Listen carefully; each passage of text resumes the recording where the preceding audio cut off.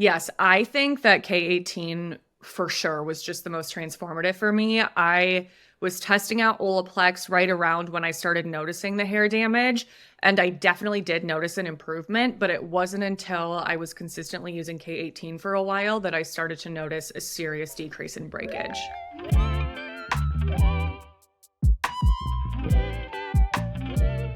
If you love hair care, you have damaged hair that you're interested in repairing, or you're just looking for ways to make your hair look healthier, more shiny, more dense, this episode is for you.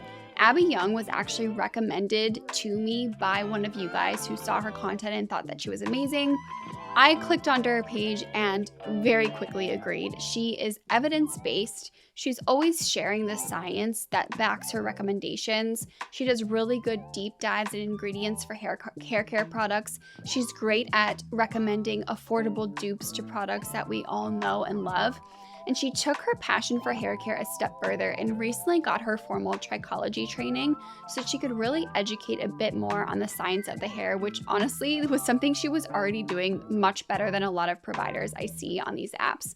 So if you love hair and hair care and you're looking to uplevel your hair care game, this episode is for you. Sit back and enjoy Abby's episode. So I like to start all my podcasts by asking, what is your first skin or hair care memory in your case?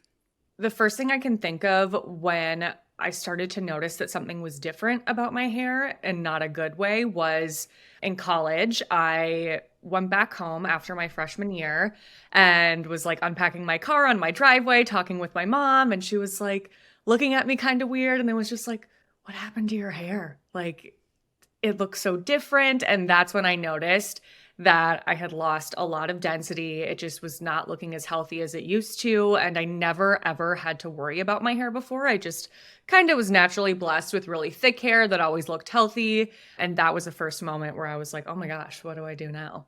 Mm-hmm. That must have been so hard too, because I think of like in college, like having similar conversations with my mom, and like they mean it from such a loving place, but you're like, oh my God, if my mom is noticing this, it's a problem. Right.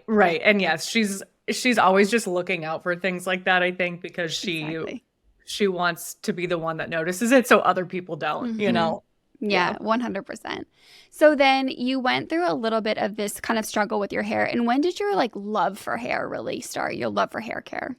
Yeah, I feel like it really evolved. You know, when I think about the things that I've been passionate about in the beauty space, I always just loved makeup growing up, and that just continued throughout high school, college, after.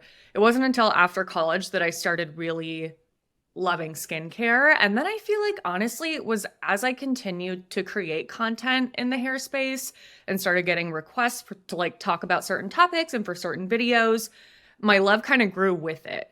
And I think I just started to realize how much misinformation is out there, and that made me want to become as informed as possible and post more educated content. So I really think it was like an evolution as my viewers were watching that kind of content evolve for me too. I think that's the best way. I always give this advice to content creators. Like when I first started sharing content, I started sharing about like style, which is so funny now because I'm such like a skin care focused creator, but the audience will tell you what they want to hear from you, right? Like they'll start like picking through your content and you're going to understand what is doing really well and what questions you're getting and what people really want to know from you. And then it's always great when that aligns with your passions too, right? Or your passion can grow in that subject. Yeah, that's funny. I didn't know you started in style. I was actually kind of the same in that I started in health and fitness when I first started posting. Yeah, it was very clear that people were like, yeah, we don't want to see this from you. We want you to talk about skincare, which now feels so natural given my profession. But at the time, it was like my creative outlet. So I wanted it to be like separate. And now it's all just combined into one. But I mean, I couldn't be happier. I'm so passionate about skin, but it's just funny how that evolution happens. I know. I think a lot of creators go through something similar. Yeah. So I know that we're going to get tons of questions because this is obviously a video podcast and everyone can see your beautiful hair.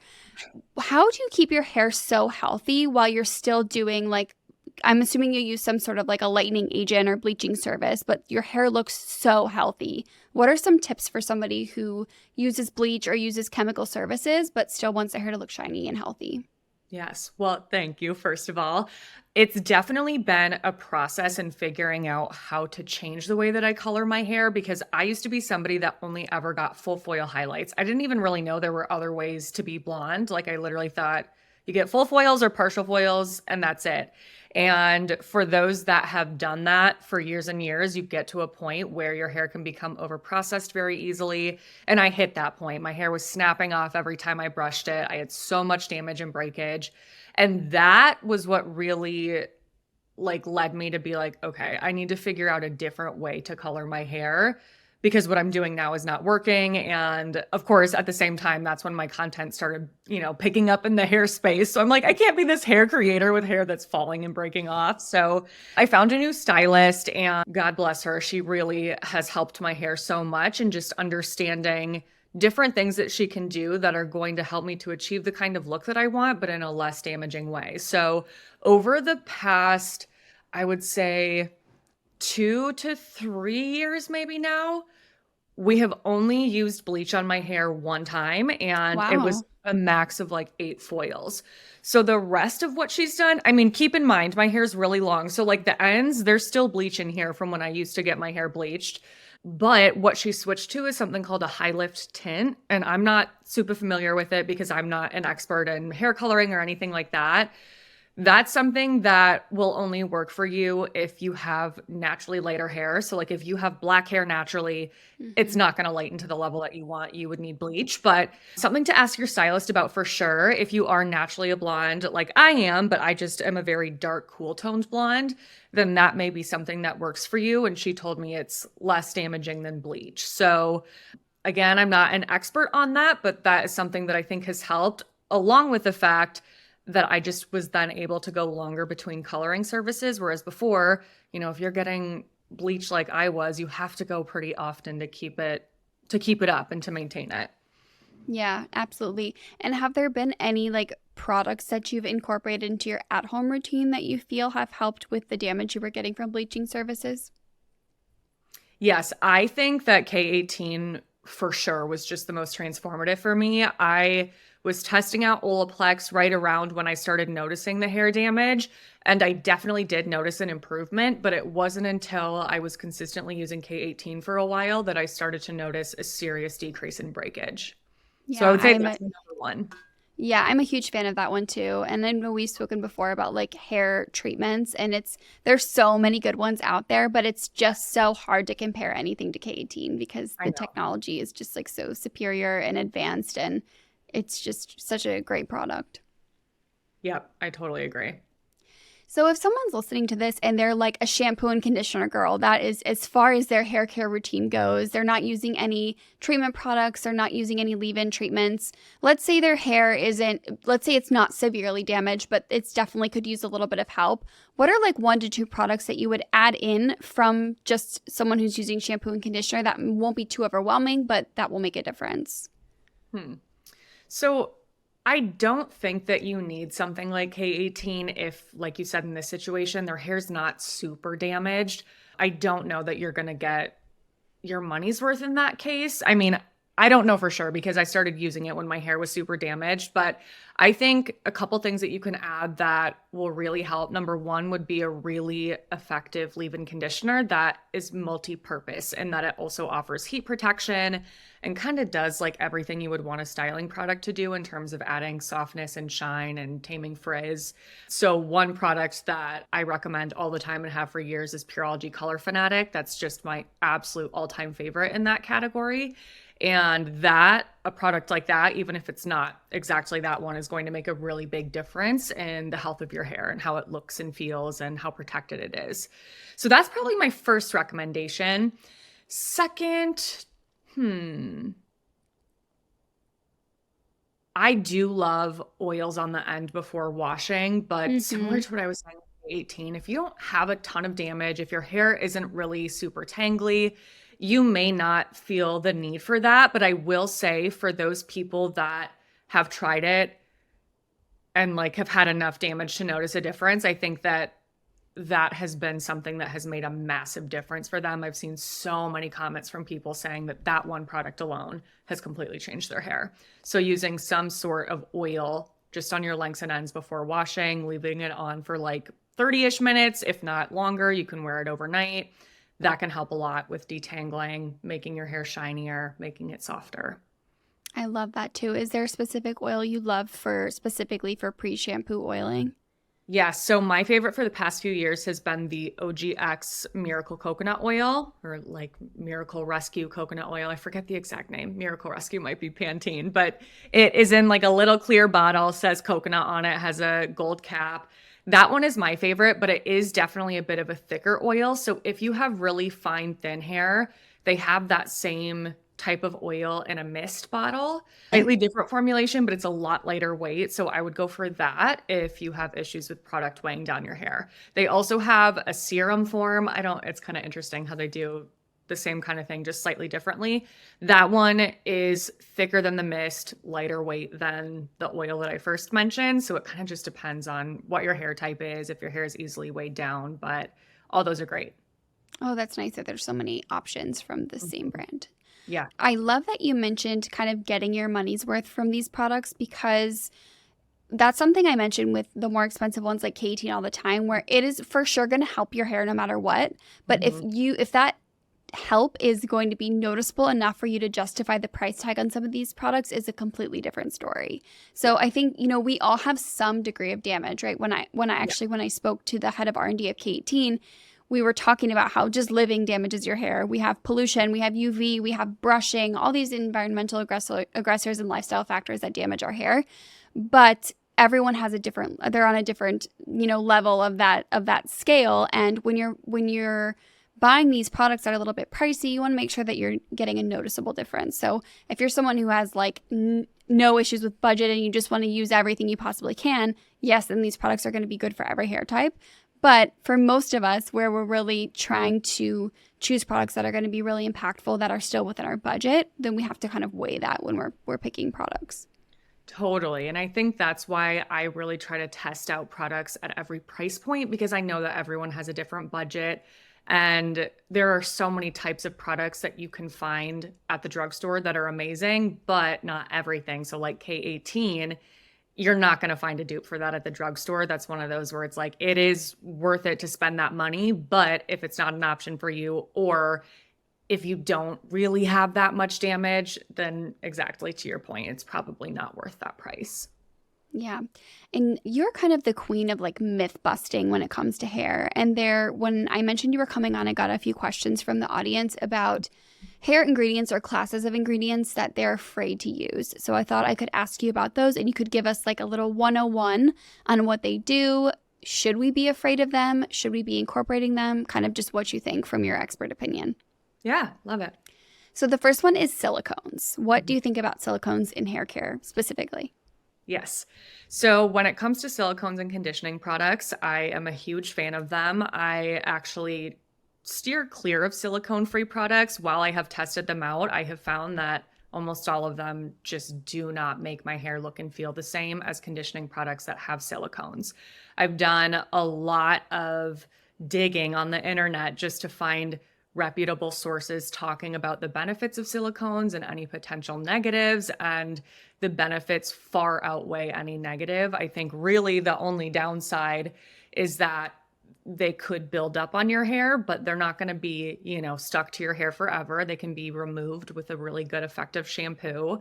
And oils can also build up on your hair. So it's not like that's something that is, specific or unique to silicones being an ingredient category. So the benefits, there are numerous, but in a nutshell, they're just incredible conditioning and protective ingredients. They form a coating around the hair that's able to protect your hair from basically all forms of damage: heat, UV, brushing, styling, any mechanical wear and tear. And then that film on the hair is what creates that really nice slip that helps to detangle. It makes your hair softer, more manageable, smoother, tames frizz. So they're the best, and they get a bad rap. And I'm going to keep fighting for them because they're great. They really are. And there's so many silicone-free products now that I think people feel persuaded to try for one reason or another. Maybe it's the brand's marketing, or maybe it's what they're seeing on social media, but a lot of people end up with not great results and they don't fully understand why.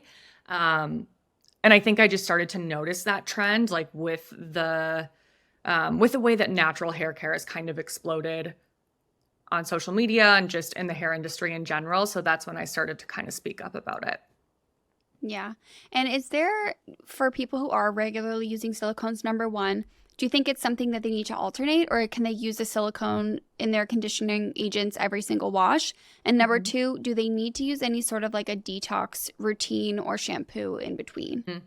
You can use silicones every time that you wash your hair. There's no reason to alternate or use a conditioner that doesn't have silicones. In terms of detoxing or clarifying, yes, I do think it's important to make sure that you're using some sort of deep cleansing shampoo, whether it's say the word clarify or detox on the label or not. But it doesn't have to be something that, I mean, I guess to what I just said, like specifically is supposed to be for detoxing purposes. It could just be a matter of finding a really effective shampoo that has deep cleansing agents that, works for you. And I think it can be tricky sometimes to know, like, is this really effectively cleansing my hair or not? But when you start to notice a difference in the texture of your hair on the lengths and ends, that is typically a sign of product buildup. That's something that happened to me in the past where I was like, why is my hair like feeling really stiff and just looking dull? And things like that aren't going to happen in just a matter of a couple of weeks. If it's damage that's the issue, like that is a gradual process, or you've got your hair like severely bleached. So in that case, that's when you know it's time to use a deep cleansing shampoo, something that's really going to get rid of all of that buildup, whether it's from silicones or oils or something else. I love that. And so similarly, one class of ingredients that I think people are really afraid of are sulfates. Can you give us a little rundown of sulfates? If you use them, who should use them? Again, is it something we need to be steering clear of in our hair care? I don't think you need to steer clear of sulfates. Similarly to silicones, they've gotten a really bad rap. And I think a lot of that has been based on misinformation and just not really understanding the way that those ingredients work. They're very effective cleansing agents. And yes, it's definitely true that there are certain sulfates like sodium lauryl sulfate that can be considered more harsh than other cleansing agents. But I think what people seem to be forgetting about on social media is the fact that one single sulfate doesn't dictate how a shampoo makes your hair feel, or your scalp feel. It's the entire formula. So you can add other ingredients to offset any potential stripping. And so when you look at the back of a shampoo label, you're almost always going to see multiple surfactants. There will be this surfactant blend to make sure that you're getting the best possible cleanse, but with the least possible irritation or stripping or drying effect. In theory, because of course there are shampoos that don't have deep cleansing agents, don't have sulfates, but that is what a really effectively formulated shampoo will look like and will contain. Yeah, absolutely. I think there's just so much fear mongering out there. Not only in hair care, it's all over in every space, definitely in every beauty, right? In hair care and beauty and skincare, but in every aspect. So it's really important just to get your information from experts so you can understand what you need to actually be fearing, which is very little, and what has a place in your routine if it works for you. And speaking of fear mongering, there's a lot of information out there about Olaplex and hair loss specifically. They have a lawsuit right now, but even before that started, there was a lot of chatter on the internet about whether or not this product was causing hair loss. And I would love to hear your expert opinion on this. Yeah. So this one, it's so interesting because I don't know what would be causing this issue. I have some like theories, but when it comes down to it, for those that really feel that their hair started falling out as a result of this, I don't know what the cause would be, because in trichology and throughout that certification, one of the main focuses of that course is understanding hair loss. And there's no way that just like putting a product on your head, unless you are allergic to it and have some sort of reaction, there's no way that alters or dictates these changes that are happening internally that cause hair loss. Hair loss is something that is really complex and dictated by a lot of different factors, but all of those factors are internal and they have nothing to do with a product that you're putting on your scalp.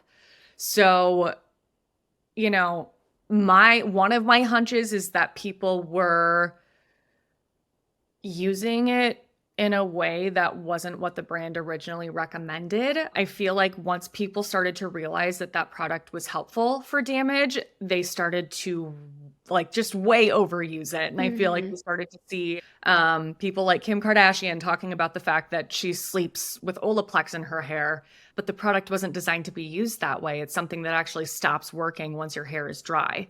So that's one of my theories that, they did testing and figured out a way to use this product so that it could be effective in helping damage. And then people just took it to the extreme. And obviously, Olaplex didn't do testing to see what would happen if you slept with it in your hair and left it in for 4 days. So that's kind of what I'm thinking. Yeah, I agree. It's hard to know, but as you mentioned, hair loss is such a complex issue it's multifactorial causes, and even when we have somebody coming in for hair loss in the office, it's a whole workup. It's not something that we're suspecting a single product could be causing ever. Right. So I want to switch gears a little bit from Olaplex, which is kind of a premium product, to some drugstore hair care, because you are really great at sharing affordable options, as we mentioned earlier. Is it possible to have a complete hair routine, aside from what we mentioned earlier, which is K18 for extreme damage? Aside from that, do you feel it's possible to have an entire drugstore routine and get really great results, or is it something that you have to mix and match? I think it's definitely possible. I'm trying to think if there's anything aside from K18. I mean, of course, there are higher end products that I love and would reach for over drugstore, but if I was not able to use them again, I still would have great hair. I still would be able to get great results with just affordable products for sure. What are some of your go-tos? Like maybe a sample regimen, a sample hair care regimen, like pick any hair and scalp type that you choose and like give us a sample regimen from the drugstore. Okay, so for pre-shampoo oil, we already talked about the OGX coconut oil. So that would be step 1. For shampoo, when it comes to clarifying shampoos, some that I really love include Pantene Volume and Body, which is not technically clarifying, but is the most deep cleansing I've ever tried. So if you have a super oily scalp, that's what I would recommend. Something that is great if you have a normal to dry scalp but need clarifying is the new L'Oreal, I think it's just called L'Oreal Clarifying. It's in the light blue bottle. That one's really great. I also think that that's just kind of a nice everyday shampoo if you have an oily scalp because of the fact that it does such a good job at cleansing. But again, if you need like deep cleansing and you're oily, go for Pantene. And then for something in between, I think the Dove Scalp Plus Hair Therapy Clarifying Shampoo is really great. They also have a hydrating option if you have a drier scalp, and I think that that's nice too. And then for conditioner, I really love, well, I guess I didn't say non-clarifying shampoo. So when it comes to non-clarifying shampoos, the ones that I would recommend are paired with the conditioners I'd recommend. So I'll kind of just recommend the general set. So first is L'Oreal Bond Repair in the pink bottles. They just recently renamed that. So it was Bond Strengthening. Now it's Bond Repair. I love that line. L'Oreal in general, I would say, is my top recommendation for conditioners at the drugstore. They're formulated so Garnier has a new hair filler range, and I really enjoy. Yeah, so they have a few different systems within it, but my personal favorite is the strength system. I think that one's really good. And I would say you'll probably like L'Oreal the best for conditioner if you have normal to thick or coarse hair. Garnier, if you just have like normal, not super thick, not super thin. And then my last one that I would recommend is Dove Intensive Repair.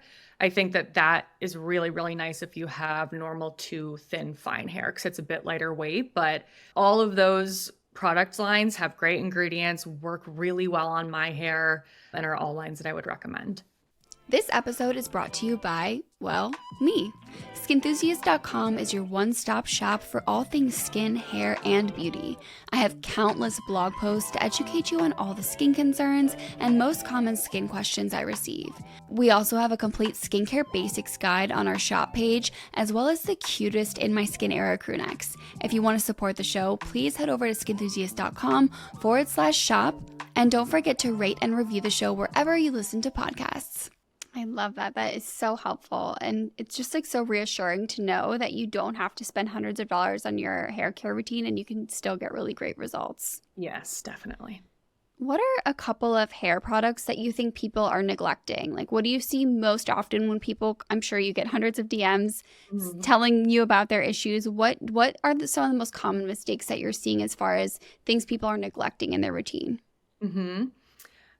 Leave-in conditioner, like we were talking about before, you don't have to use something that like, I think people get really caught up in the actual labels that are on products, Hmm. like, is it a leave-in conditioner, or is it a heat protectant, or is it, for styling? But there are so many products that are multi-purpose and kind of can be used for multiple things as an all-in-one. So, I think that that is something that is often neglected. People will kind of skip that when it can really make such a big difference.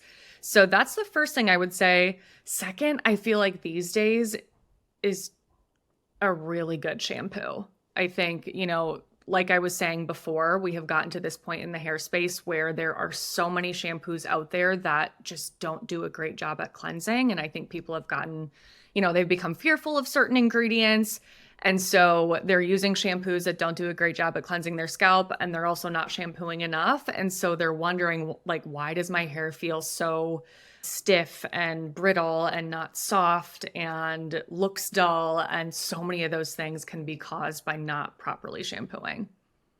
I completely agree. I think like one of the most game-changing steps in my hair care routine in the last few years has been a good clarifying shampoo. And like you mentioned, it doesn't have to say clarifying, but just not always reaching for the milky shampoos that are like really hydrating and moisturizing, because that's great for your lengths, but not so great for your scalp. So and especially when you're using leave-in products, you do need that. Even on your lengths, you do need that cleansing ability. So I think Mhm. that's been one of the most game-changing things that I've done as well.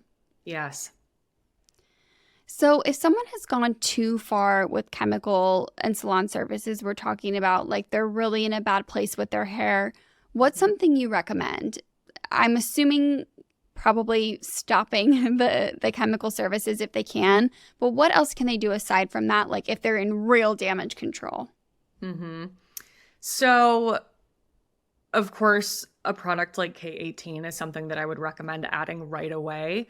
I think the other thing that's really underrated that I think made a huge difference in my hair is just being so, so, so gentle with it.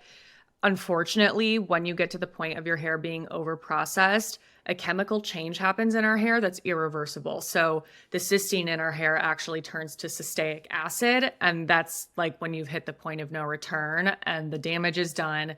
And you can't really do anything other than be careful so that you're preventing breakage and use products to improve the look and feel of your hair. But that damage is irreversible. So K18 can't even fix that. Hmm. Um, so I think there are a few different things to think about when you're thinking about being gentle with your hair.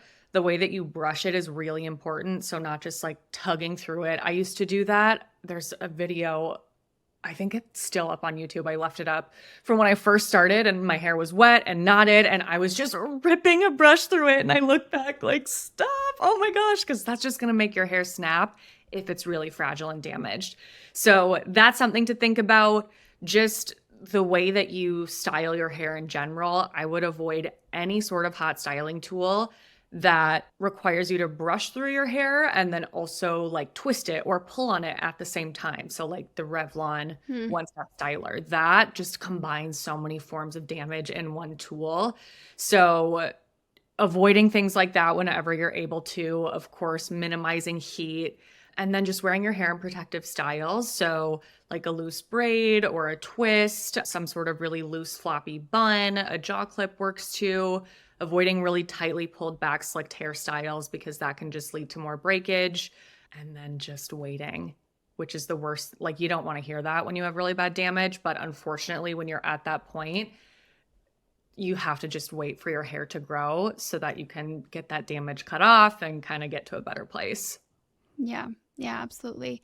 And while we're speaking about tools, actually, you'll appreciate this story.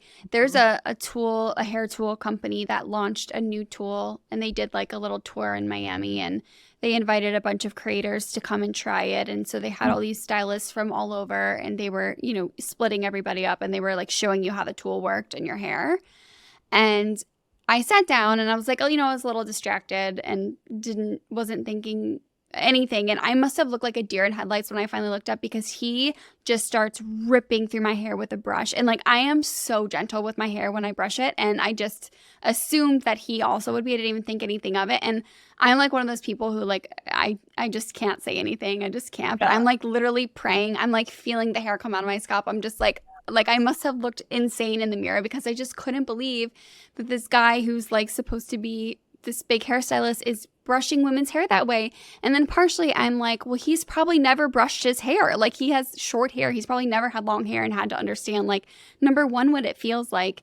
But number two, when you're so aware, like, I'm so cautious with my hair always. So it was literally just like, I was so shocked that he was brushing my hair that way. But oh my gosh. Yes. Yeah, I was cringing. I was like, oh my God, get me out of here. I was like, my poor hair. But I want to know, what, if any, hair hot tools do you use? So for a long time, I was avoiding most of them. I always was using a blow dryer. So I let my hair air dry probably like 80-ish% of the way, and then I'll finish up with a blow dryer. That is the only thing that I was consistently using for a while. Every now and then I would use just like a curling iron or my Dyson to curl, but I was mainly just doing heatless curls. As my hair started to get healthier and I wasn't using as much bleach, I was like, okay, my hair can tolerate more heat. So probably like a year ago, I started using either a curling iron or the Dyson Airwrap to curl my hair. And I was doing that 1 to 2 times a week, I would say. And that's something that I have continued to do over the past year. I just recently purchased, oh my gosh, the Repronizer and Hair Buron. I saw your video. What is this thing? We'll see. So it's this tool that is claimed to be made in Japan and like using revolutionary technology, but their marketing is so sketchy and makes no sense at all. They don't explain how it works. And so naturally, people like us are really skeptical. Like, wait a minute, how could this be possible? Because they say that it not only doesn't damage your hair, but that it actually heals your hair, which sounds impossible. But they're really, oh gosh, just like they double down on it. Every time I feel like I see somebody post about it, or even their posts, like they stand behind those claims. And I guess I shouldn't say they, because I don't think anyone has actually been able to get in contact with the brand directly. It's just like this distributor that sells the product separately. So they actually emailed me like 2 days ago after seeing my videos. And the first thing they said was like, oh, we just, we love your videos. We wanted to let you know that the transformations you're showing were like, I use Dyson on one side and Repronizer on the other. They're like, it's best to actually use the same tool for your entire head and just do different blowouts, because the Repronizer will actually work on your entire head of hair, even if you're only using it on one side. And exactly, it's like, that makes literally no sense, because each hair is coming out of an independent hair follicle. So like, huh? What? And so I'm like, you guys, I feel like you're just making it worse for yourself, because I feel like they just keep saying these claims that continue to make no sense. But they actually asked if I wanted to jump on a call and ask some questions. So I was like, oh my God, yes, of course. I have a million questions. Do I think I'm going to get, really good answers? Probably not, but I will try. When you use the tool, does it feel like a blow dryer, like heat and air? Is that the sensation that you're getting on your hair? Does it feel different? Yeah, so it feels like a blow dryer. It does. Yes, it does. So interesting. And I know I get this question all the time, and I know people are going to want to know, what are your thoughts on Dyson versus Shark, the Airwrap styler? So I actually have a YouTube video where I could like do a split head test and try Dyson on one side. Link that below. Yes. I actually, okay. So when it comes to the stylers and the dryers that come with them, I prefer the Shark dryer. I think that it's more powerful. It dries my hair more quickly. It does get a lot hotter, so you have to be careful with that one. But I just feel like I'm able to get better results with the Shark dryer.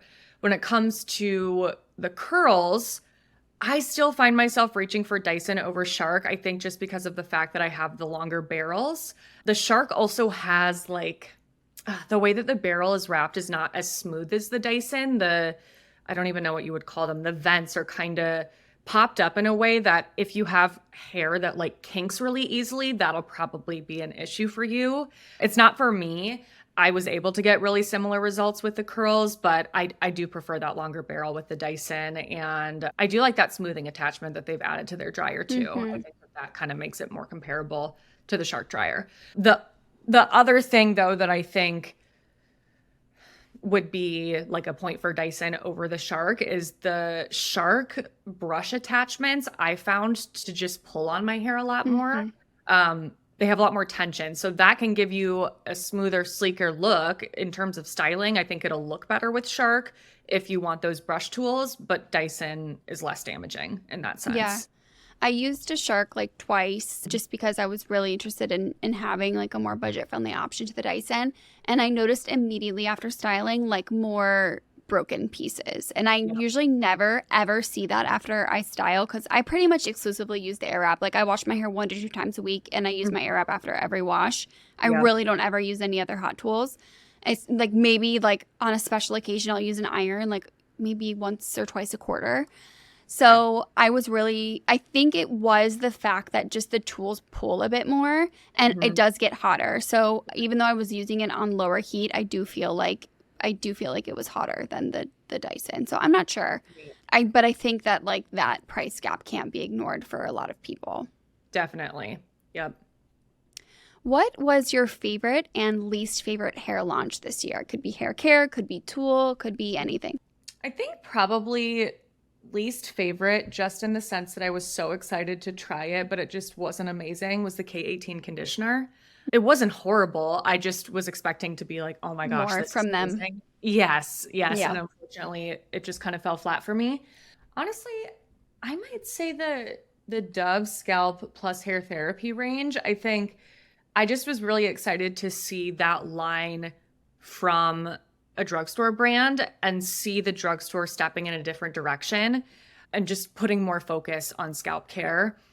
I really enjoy all of those products. I think that they're great, and I'm excited to see what else they do now that they have launched that. And I'm excited to see how that influences other brands as well. I feel like when you have one brand that kind of does something different and steps away from the norm, other brands then start to get more creative and follow suit or be more innovative in other ways. So probably that one. I love that. Yeah. Especially from Dove, which is not traditionally a hair brand, right? Like when you think of drugstore brands, it's not one of the first hair care brands you think of. You think of their body products mostly.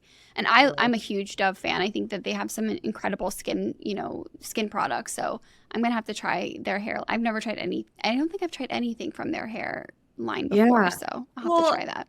I mean, the packaging is identical to their body care products. So I feel like as a general consumer, you wouldn't even really know how to distinguish between them. And so I've told them that, like, you guys, the packaging is awful. No one wants to be like using their dad's body wash when they're washing their hair. But yeah, so I would do the Scalp Plus Hair Therapy or the Intensive Repair line if you were going to try out Dove. Okay, those are great tips. I want to do a little bit of rapid fire, and these are going to be product recommendations. Okay. So we already kind of covered this one, but just rapid fire, what comes to your head for best drugstore shampoo for oily scalp?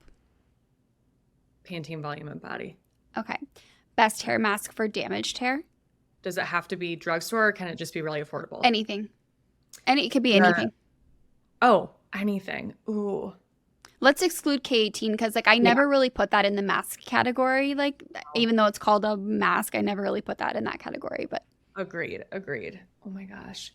Best hair mask for damaged hair.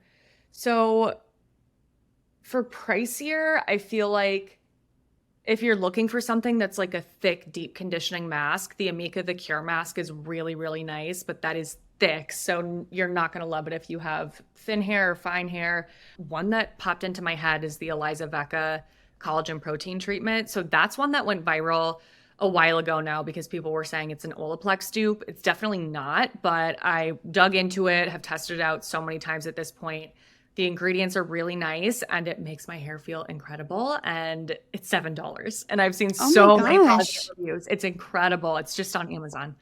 Is that the one that has like the crazy drawing on the front of Yes. it? Okay, Yep. because when you said the name, it didn't ring a bell, but I've seen you talk about this one before.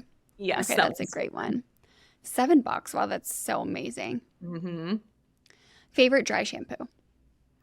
So I have really loved the Living Proof Advanced Clean Dry Shampoo for the past couple of years. Love that But one. recently, yes, that's so good. Very lightweight in the sense that you're not going to have a lot of residue. One that I have tried recently that I have kind of fallen in love with in a different way is the Amika Perk Up Plus Dry Shampoo. So not their original, the Plus. And only if, I mean, I like it fine if I just use it as is. But if I blow dry my roots after using it, that I actually think I like better than Living Proof now because I feel like Ooh. my hair just like it's like smooth and it looks shiny, but not in a greasy way. I feel like a lot of dry shampoos just kind of dull your hair and make it look super dry. And I feel like that just perfectly refreshes. Okay, that's a great tip. Do you blow dry after every dry shampoo you use now or just that one? I do now because of the fact that Mhm. I saw such a big difference with that. I would definitely recommend it. Yeah. How long do you wait after applying to blow dry? Maybe just a few minutes. I'll kind of just let it sit, massage it in a bit, brush, and then blow dry. Okay, that's a great tip. Okay, next one. Favorite scalp serum that actually like has some benefit to our scalp? Mm-hmm. So the Dove line that I just talked about, they have a really nice new scalp serum that I think is just good for promoting scalp health in general because of the ingredients that they have. It can help to benefit a lot of different issues like dryness or itching or flaking. I actually did a test with my sister because she was having a really dry, itchy scalp. And we took microscopic images of her scalp, and the improvement was really impressive. All of the scaling was gone, no more flakes. So that's one. Sorry, I keep looking over here because I have No, all that's of the great. products sitting out. Anything else? What do you think about topical like hair growth serums? There's a lot of them Yes. on the market. What are your thoughts on those? I definitely think that they can be of benefit. It just depends on what's in them and, like, which product we're talking about, because I think that there are a lot out there that just don't really have ingredients that are actually going to help with hair growth. Mm-hmm. But it also depends on, like, there's so many different types of ingredients that can be helpful for hair growth purposes, but not in the way that people think, because what they actually may be doing is just reducing the phase in between when our hair is released from our head and when the new hair grows in. So, like, shortening that dormant period so that you have more hair on your head at once. So I think people think of hair growth serum and they're like, oh, if I use this, rosemary oil, my hair's going to grow so much faster out of my scalp. But that's typically not the way hair growth products are working. Yeah. Yeah, I love that. And as we talked about earlier, it depends so much on the cause of the issue that you're seeing when it Yes. comes to serums. But I do think that people are kind of hungry for topical solutions. And we're not talking about hair loss. We're talking about someone who's noticing a little bit of thinning, or maybe they're not even noticing thinning. They just want like denser hair. Let's Yep. take out like the pathology of it, because that really requires a diagnosis and evaluation. Yes. But for the average person, I think it can be so confusing because there's so many out there, and a lot of them are marketed towards hair growth and a lot of them don't do anything. Yeah. Yeah. So one that I think is really promising is the Nioxin Ultimate Power Serum. That is one Okay. that has an ingredient that is supposed to reduce that, dormant phase. It actually has an ingredient in it that's supposed to stimulate your olfactory receptor in your hair, which, yes, Interesting. didn't know that our hair follicle had one of Yes, those I didn't either. I know, until I looked into that study, but that one has really promising research behind it. And I actually had my brother's fiance test that out, and her results were really impressive. So Okay. I think That's that good to know. that type of product, yeah, can be really helpful if you're like, oh, I just feel like it's a little bit thinner, but I don't have a hair loss condition. Yes, exactly. Okay, last rapid fire product recommendation. What is the best dupe you've used for any product? For any product, probably. So hair is interesting because I feel like it's so much harder to dupe a hair product than it is a different kind of beauty product. But when I'm thinking about everything I've tried, I think the one that was most impressive to me is a dupe for Color Wow Dreamcoat. So there is a brand called Hairchemist that is sold at Sally's, and you can get it on Amazon as well. And they have a product in the same kind of like silver packaging. It's called Hairchemist Sleek. And that one gave me the same exact results. So That is such yes. a hot tip. Color Wow Dreamcoat is one of my favorite hair products of all time, like one of my Yeah, favorites. So it's so and good. I don't know if you've noticed in all the PR you're getting, but like everybody's trying to dupe them now. Like there's so Yeah. many that are coming through that are like, you can tell that they're trying to like mimic that. I haven't tried any of them because I'm so like, it's one of those products I repurchase as soon as it's gone, but I'm going to try this one that you just recommended. Yeah. So I think for me, I don't really get frizzy hair. So the benefits that I see from Color Wow are just like really sleek, shiny Yes, hair. And shiny, so, like glass hair. yes. So I also have a YouTube video like comparing those two, and my hair looked the same on both sides. But I did kind of like a water drip test to see how well it prevented water absorption, since that's one of the other claims. And Color Wow is definitely better in that Mm, department. So that's if you're good to being know concerning for sprays, yeah, go with Color Wow. But especially here in Miami. I think that's a lot of the reason people use it because the yeah, humidity levels are so high in the hair. And I saw a demonstration from Chris Appleton with the Color Wow, and it literally does bead right off the hair. Like it's yeah, crazy. But one of the yes, issues I find with that product is that one of the complaints I get from my followers is that because you really have to saturate the hair in order for it to work. Like you have to spray a lot, and it's not a cheap product. So people right, are like, I go through like, a quarter of the bottle or whatever every time I do my hair. It doesn't make yeah. sense. So if Mhm. there is an option that's a little bit less Yeah, give in it the a try. cost department, yeah, that's a great tip. Okay, couple of questions to wrap up. What is your Mhm. holy grail hair care product? If I can't say K18, it's like I just feel like K18's on a I different know. level, I know it Yeah. is. I feel like it's not fair to include it because it's like always Yes. going to be the answer. It's like when I ask this, the like, what's your biggest skin tip? Like, it's always going to be wear sunscreen. So you have to take that out of Yes. the equation. Yes. Right.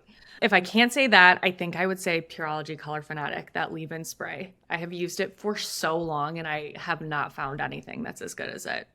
It's so That's good. amazing. I'm definitely going to put that on my list of products to try, and Yes. we'll link it below. What is your most underrated hair care tip? So maybe not a product, just like a practice or a tip that you recommend to people. Yeah. I think my favorite one that can make a huge difference is applying hair care products in sections and like literally doing that with every step of your routine. So, shampooing by sectioning off your hair, sectioning your hair before you apply conditioner. So, instead of like if you're on video, taking your entire ponytail and putting conditioner on that way, splitting it into at least two, maybe like four different sections and applying that way so that you're not neglecting any hair. Same thing with a hair mask, leave-in conditioner, any bond repair treatment. You're just going to see such better results if you're applying two sections versus all of your hair at once, because then you're covering more ground.